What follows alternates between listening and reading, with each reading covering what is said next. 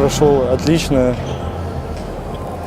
Стал третьим в своей весовой категории. Соперники были очень хорошие. Конечно, в своей весовой категории не удалось стать первым, но было желание, но потом пошел, записался в абсолютную весовую категорию и оправдал все свои ожидания и стал первым. Ровно 21 год мы проводим этот прекраснейший турнир. Сегодня мы его проводим в Триумфе, в замечательном зале нашей республики, где хозяином является Павел Павлович Пенигин. Сегодня у него день рождения, мы его поздравляем. Ну и также поздравляем всех чемпионов и призеров, которые завоевали на нашем турнире золотые, серебряные, бронзовые медали.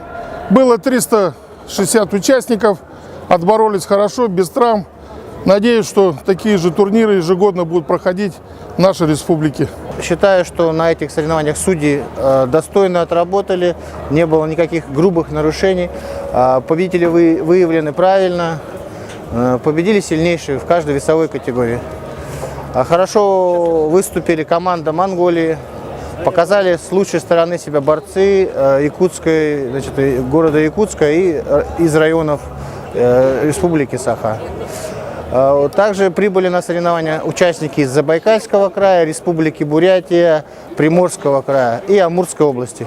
Соревнования собрали сильнейших спортсменов Сибири и Дальнего Востока. Борьба растет. Вот очень рады, что монголы уже на протяжении второго турнира к нам приезжают. Поэтому борьба растет, накал хороший, то есть ребят показали хорошую борьбу. Вот командное первенство взяли, спортивный клуб «Славуч» выиграл, поэтому очень приятно, что значит хорошо работаем.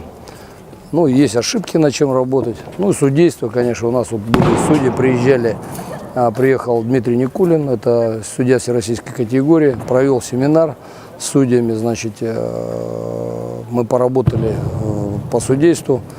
В общем, есть ошибки, есть над чем работать. То есть турнир показал, что нужно еще учиться, нужно больше уделять внимание именно в организационных моментах, там, по судейству, там, еще какие направления. Ну, а так в целом все хорошо. Мы хотим, чтобы этот турнир стал турниром мастерским. Конечно же, мечта есть, и я думаю, мы это сделаем, чтобы его можно уже сейчас называть международным, поскольку одна страна участвует в этом турнире. Мы надеемся, что география будет расширяться. Прежде всего, я благодарю организаторов, учредителей этого турнира.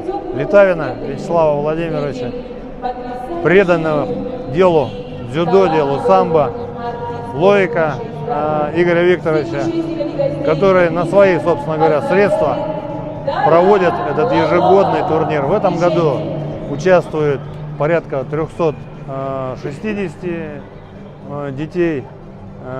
Постоянно география расширяется. И я надеюсь, что мы доведем этот турнир до уровня всероссийского, чтобы география была не только дальневосточная, но и со всей России. Дзюдо мой